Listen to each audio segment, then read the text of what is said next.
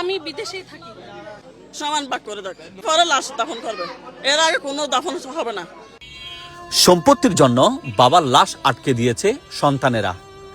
1-2 ঘন্টা নয়, টানা 40 ঘন্টা বাবার লাশ ছিল এই লাশবাহী ফ্রিজারে। বলছি সরকারি কর্মকর্তা সেকান্দারের কথা। 75 বছর বয়সে তিনি মৃত্যুবরণ করেছেন। জীবদ্দশায় 2টো বিয়ে করেছেন। প্রথম স্ত্রীর সন্তানদের তিনি সম্পত্তি দেন নাই। দ্বিতীয় স্ত্রীর সন্তানদের তিনি হেবার মাধ্যমে সম্পত্তি দিয়েছেন। এ নিয়ে অনেক মামলা মোকদ্দমা হয়েছে যখন তিনি বেঁচে ছিলেন।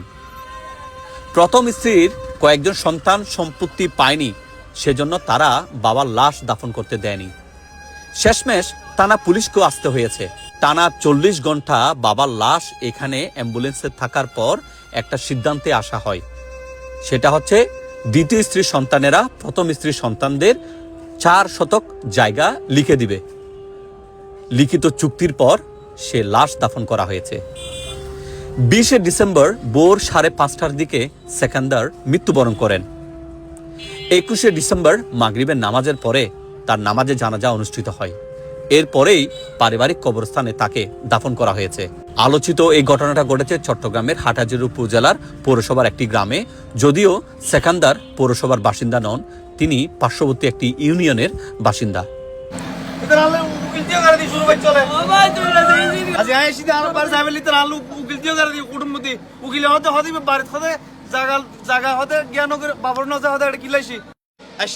শুধু কষ্ট করে শুধু শেষ যাইবেলে কিন্তু আপনি যে এটা এর মধ্যে যে এটা আলু কিলতিও করে মাই স্বপ্ন না ভাবি। আমার বাবা বলছিল অনেকবার, হয় তুমি এমতিয়াজের মা আমার ছেলেকে জায়গা দিয়ে দিও, রাত্রে বলছি সকাল উঠে গেছে। এগুলো 4 বছর আগের ঘটনা। আমরা তো শান্তি চাই, আমরা আমার বাপের ছেলে না, আমরা তো আমার বাপের ছেলে, আমরা আমার বাপের ছেলে মেয়ে 5 জন। ওই আমাদের ঘরে তালা মেরে দিছে ওরা। আজকে আমার বউ 6 মাস ঘুরছে, কেসের ফাইল আছে, আমার বউকে ওরা পাশে ঢুকতে দেয়নি, 6 মাস আগে আসছে, পরে আবার চলে গেছে, 6 মাস ঘুরে গেছে, 9 মাসের মধ্যে। আমাদেরকে একটু ঘরে ঢুকাই দেন, আমাকে একটা বছর আমাকে বাইরে বাইরে রাখছো ওরা। আমার নামে মামলা করছে যে আমি ওদেরকে বের করে দিছি। এখন আমি নিজেই বাইরে, আজকে 2টা বছর ধরে। এখন প্লিজ আপনারা আমাকে ঘরে ঢুকাই দেন। এখানে আমার সব জিনিস, আমার সব কিছু আছে। দেখেন আমি মঞ্জুর মোর্শেদের বউ। হ্যাঁ, আমার মোহাম্মদ সেকান্দর হোসেনের আমি ছেলের বউ, মেজোটা ছেলের বউ মঞ্জুর মোর্শেদের। দেখেন, এটা হচ্ছে যে আমার শ্বশুর এবং আমার শাশুড়ি ছবিটা তুলছে যে ওদেরকে আমরা বের করে দিছি, কিন্তু আমি নিজেই বাইরে। আমি আজকে 3টা বছর ধরে আমি আমার রুমেও যাইতে পারতেছি না, আমার জিনিস আমি কিচ্ছু আমি ইউজ করতে পারতেছি না। আমি যখন এগুলা সব হচ্ছে যে আমার শ্বশুর জন্য যা যা টাকা পয়সা দিছি ওইগুলা রিসিভ এগুলা। এখন ভাই আমি বেশি কিছু চাচ্ছি না, আমাকে একটু রুমে ঢুকাই দেন, আমার ঘরে আমাকে একটু করে ঢুকাই দেন। আর ভাইয়া আমার শ্বশুরের আমার সৎ শাশুড়ি, আমার শ্বশুরকে আমি অনেক ভালোবাসি। আমার শ্বশুর অনেক দেখতে পারতো। বউয়ের বাচ্চা হওয়ার জন্য বাইরে থাকে, আমি বিদেশেই থাকি। আমার শ্বশুরের সাথে আমাদের কোনো সমস্যা নাই। যা সমস্যা আমার সৎ শাশুড়িই করছে, আমার শ্বশুরের সৎ শাশুড়ি আগে আমার হাজবেন্ডকে ইউজ করছে। সব টাকা পয়সা আমার হাজবেন্ড থেকে আমার সৎ শাশুড়ি খাই ঘরটা রেডি করছে। এই ঘরটা আমার হাজবেন্ডে রেডি করছে। তারপরে আমার হাজবেন্ড জানতে পারতেছে যে ঘরের ভিটাটা আমার হাজবেন্ডের নামে নাই, এবং ওনারা বলতে 5 তলা বিল্ডিং পুরো আপনারা করে ফেলেন, কিন্তু ঘরের জায়গাটাই আমার হাজবেন্ডের নাই।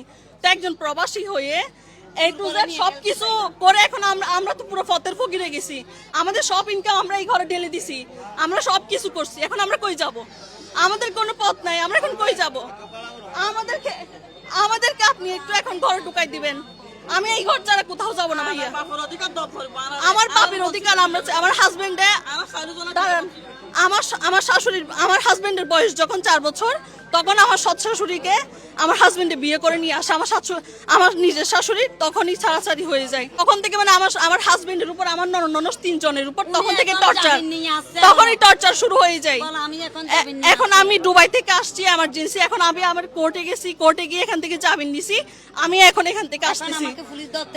হ্যাঁ, আমাকে 10টা উকিল লাগাই দিছে, উচ্ছেদ মামলা, যে আমরা ওনাদেরকে এই ঘর থেকে বের করে দিছি, কিন্তু আদৌ আমরা কিন্তু এই ঘরে নাই। আমার আব্বার কাছ থেকে জায়গা সবগুলো এমতিয়াজ এমদাদ আমানা, এটা হচ্ছে আমার সৎ মা, ওরা জায়গাগুলো ইয়া করে জোরপূর্বক ভাবে নিয়ে ফেলছে।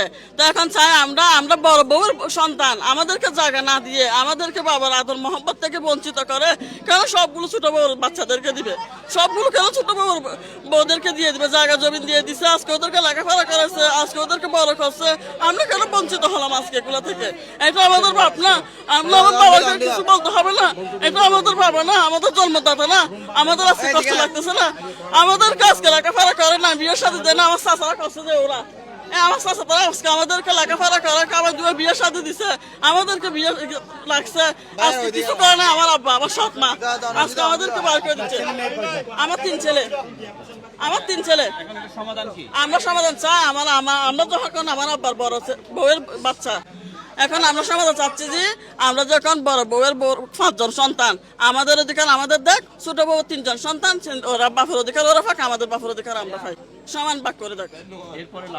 হ্যাঁ, এরপরে লাশ দাফন করবে, এর আগে কোনো দাফন হবে না।